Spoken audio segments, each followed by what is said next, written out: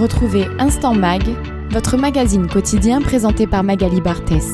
Bonjour, il y a la cérémonie de commémoration des rafles. Ça commémore en fait les 82 ans de la destruction des quartiers du Vieux-Port. Moi je trouve que c'est très bien de ne pas oublier. Vous voulez venir ? Venir non, parce que ça c'est pas du tout mon genre. Justement, si tout le monde se fait cette réflexion, il n'y a personne qui vient, vous voyez ce que je veux dire ? Ça concerne tout le monde. Mais c'est quoi l'idée de venir là ? Par rapport à tout ce qui se passe en ce moment. Les combats un peu de partout. Mais... Oui, puis l'antisémitisme aussi. Oui, malheureusement ça existe toujours, comme le racisme envers les blancs ou les noirs. Ça fait partie de la vie. J'aime pas les cérémonies en fait, voilà. Mais je dis c'est bien. C'est la rafle la plus importante après celle du Veldiv à Paris. C'était une horreur. Rien que d'y penser, ça me fait mal quoi. Donc merci Radio JM de m'avoir informé sur ce 82e anniversaire.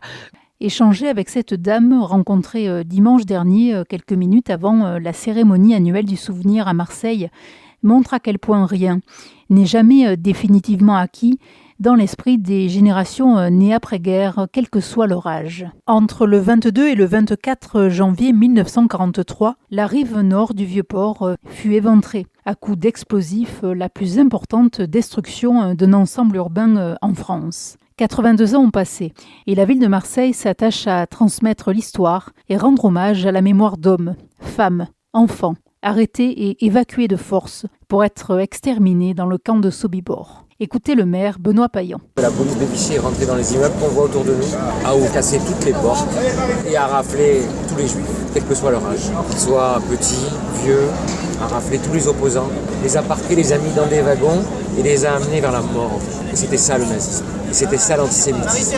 Et donc commémorer, se rappeler, c'est bien sûr faire un devoir de mémoire, mais c'est ne jamais oublier ce qui s'est passé. On ne peut pas oublier ce qui s'est passé pendant la Seconde Guerre mondiale. On ne peut pas faire comme si l'antisémitisme n'était pas un poison et qu'il n'avait pas tué par millions pendant la Seconde Guerre mondiale. On ne peut pas faire comme si tout ça n'existait plus. On oublie bien souvent ce qui s'est passé à Marseille.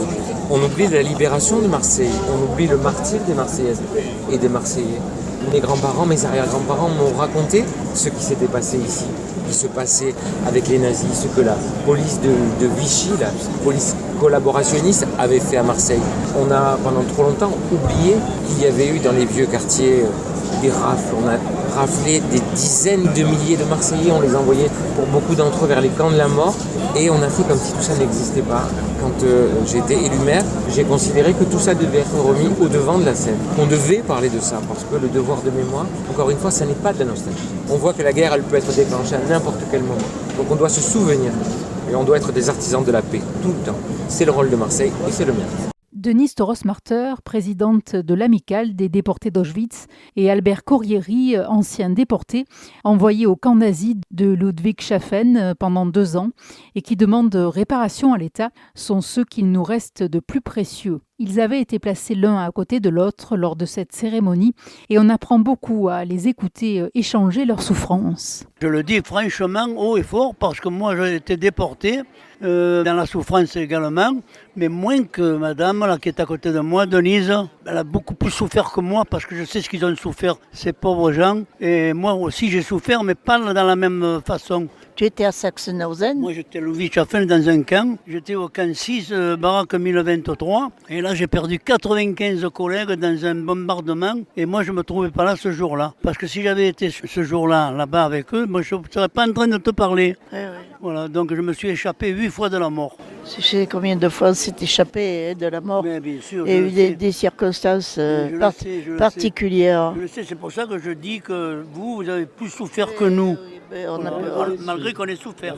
Il a fallu qu'une plainte pour crime contre l'humanité soit déposée au mois de janvier 2019 pour que la rafle du Vieux-Port et la destruction des vieux quartiers sortent de l'oubli. Suite à cette plainte a été créé le collectif Saint-Jean 24 janvier 1943. Tony de Gennaro est membre du conseil d'administration de ce collectif. Notre objectif, c'est de faire reconnaître cette tragédie parce qu'on a pu déjà faire une demande de reconnaissance de crime contre l'humanité qui a été reconnue par la vice-procureure de la République à Paris. Déjà, c'est une première démarche et c'est surtout pour que nous puissions travailler tous ensemble pour pouvoir faire une reconnaissance de ce drame qui a touché 20 000 Marseillais.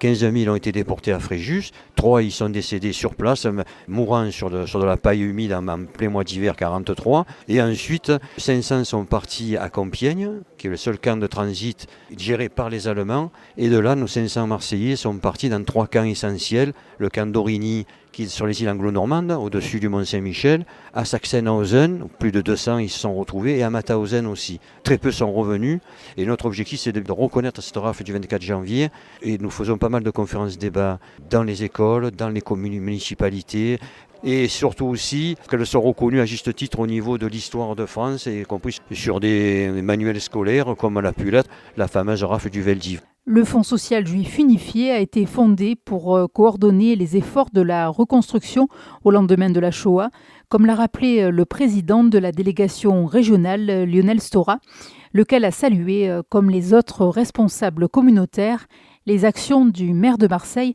pour lutter contre l'antisémitisme. Exhorter les jeunes générations à s'emparer de cette mémoire. Et il faut travailler là-dessus pour que cette mémoire perdure et qu'on ne puisse pas travestir l'histoire. Nos témoins ont fait d'énormes efforts au prix d'une douleur, parce que témoigner c'est une douleur. Et nous leur devons bien ça.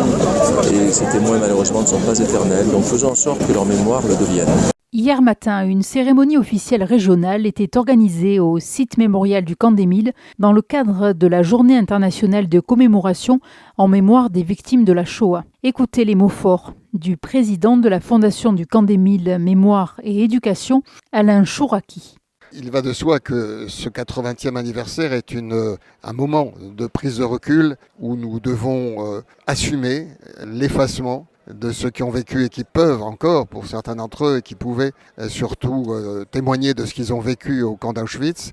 Se poser cette question, c'est répondre premièrement qu'il faut essayer de garder vivante dans les archives, dans les vidéos, dans les enregistrements, leur voix qui restera à jamais irremplaçable, mais c'est aussi faire prendre le relais de cette voix par des lieux témoins comme le nôtre, et plus encore, je dirais, avoir un courage de mémoire qui maintiennent cette mémoire pour aujourd'hui, pour permettre de décrypter les engrenages qui sont à nouveau en cours, pour permettre de comprendre comment la barbarie a pu, dans un monde moderne, et peut encore conduire au pire, mais aussi pour souligner les résistances possibles. Et peut-être avec l'allié des nouvelles technologies qui, malheureusement, on le voit, sont aussi l'allié des fake news et des complotistes et des négationnistes. On voit par exemple avec les l'hologramme des rescapés de la Shoah.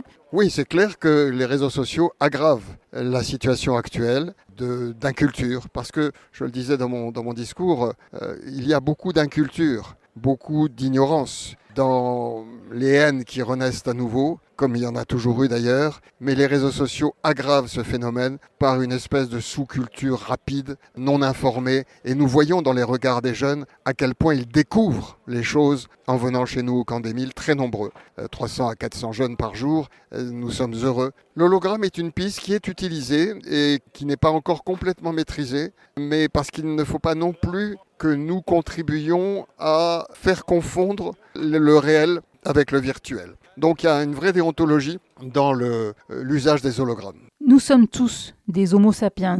Puissent tous les citoyens du monde réaliser cette vérité, extraite du discours de Léon Weintraub, l'un des rescapés de la Shoah ayant pris la parole lors de la cérémonie internationale à Auschwitz hier après-midi. Alors, à l'évocation du pire, il est tellement apaisant d'écouter échanger Abdenour Bastianelli, président des associations musulmanes des Alpes de Haute-Provence, et Emmanuel Valency, rabbin de la communauté d'Aix-en-Provence. Bonjour à tous les deux, est-ce que vous pourriez vous présenter ? Alors Emmanuel Valency, rabbin de la communauté juive d'Aix. Et Abdenour Bastianelli, président des associations musulmanes des Alpes de Haute-Provence. C'est très important d'être ici pour commémorer et puis aussi pour transmettre, pas seulement les jeunes. Tout le monde est concerné, quel que soit son âge, mais quelle que soit sa provenance et quel que soit son statut au sein de la France. Pour moi, c'est une chose qui est, personnellement presque obligatoire le 27 janvier. Depuis que je suis installé en Provence, je viens commémorer ces victimes de la Shoah ici au Mille.